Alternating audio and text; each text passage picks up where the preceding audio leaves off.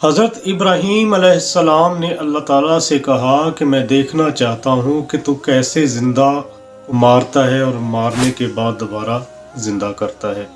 تو اللہ تعالیٰ نے حضرت ابراہیم علیہ السلام سے کہا کہ 4 پرندے لو اور ان پرندوں کو اچھی طرح اپنے ساتھ مانوس کرو، کے بعد ان پرندوں کو ذبح کر کے ان کے ٹکڑے کر کے اس پہاڑ کی مختلف چوٹیوں پر پھینک دو۔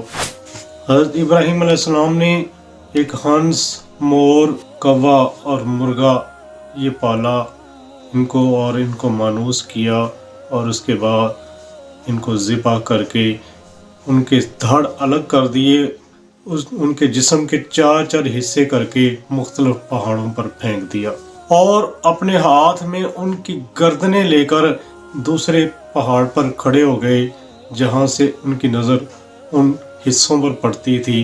تو اللہ نے حکم دیا کہ اب ان کو میرا حکم دے کر بلاؤ، میرا نام لے کر ان کو پکارو۔ تو حضرت ابراہیم علیہ السلام نے کہا کہ اللہ کے حکم سے زندہ ہو جاؤ۔ جب حضرت ابراہیم علیہ السلام نے یہ الفاظ کہے تو وہ سارے جو حصے تھے جو حضرت ابراہیم علیہ السلام نے الگ الگ کیے تھے وہ اکٹھا ہونا شروع ہو گئے۔ حضرت ابراہیم علیہ السلام نے پھر کہا کہ اللہ کے حکم سے میرے پاس آ جاؤ۔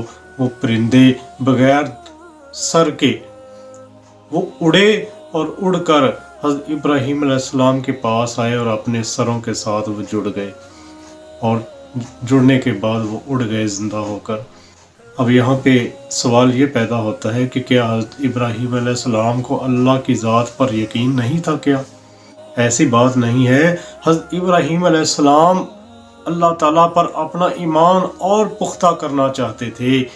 یہی وجہ ہے کہ جب انہوں نے سورج، چاند، ستاروں کو دیکھا، لوگ کہتے تھے کہ یہ ہمارے خدا ہیں، لیکن حضرت ابراہیم علیہ السلام نے اپنی عقل کو استعمال کیا، اس وقت بھی تحقیق کی، تفکر سے کام لیا، عقل سے کام لیتے ہوئے کہا کہ یہ جو چاند، ستارے اور سورج ہیں یہ غروب ہو جاتے ہیں، لہذا جو غروب ہو جائے وہ خدا نہیں ہو سکتا۔